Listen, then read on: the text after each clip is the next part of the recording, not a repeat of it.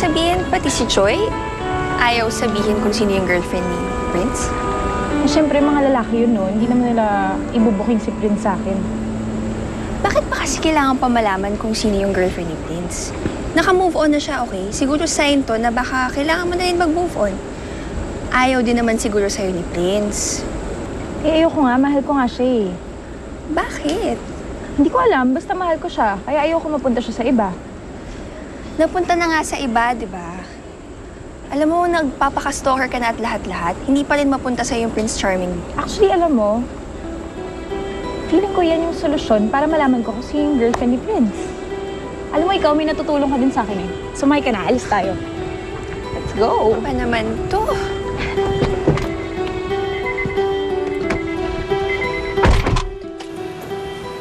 Lina!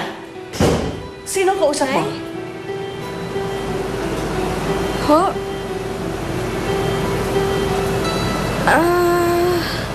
Wala ho.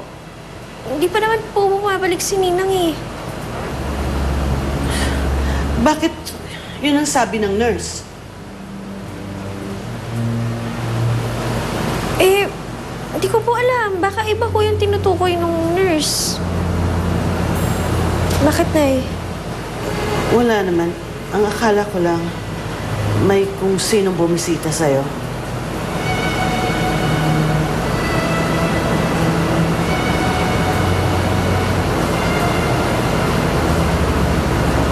Ay, Nay! Oh. Medyo masama po yung pakiramdam ko ngayon. Ano nararamdaman mo? Tatawag ako ng nurse. Ha? Nay, dito na lang po kayo.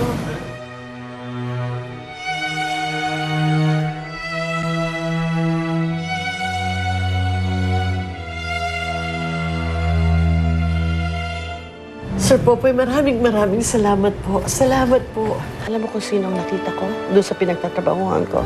May gusto lang akong turuan ng leksyon. Madali ba yun? Prince? Vanessa? Siya ba yung girlfriend mo?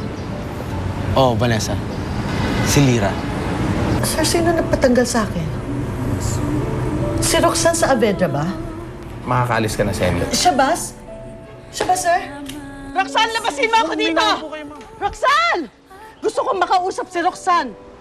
Roxanne! Tingin ko, yung mga katulad mo, meron talaga kayong lahing magnanakaw. Hindi kita naiintindihan. Nung una, tinangka mo nakawin yung mami ko. Ngayon si Prince naman. Si Prince? Layuan mo siya. Nagkakaintindihan ba tayo? Makita ka,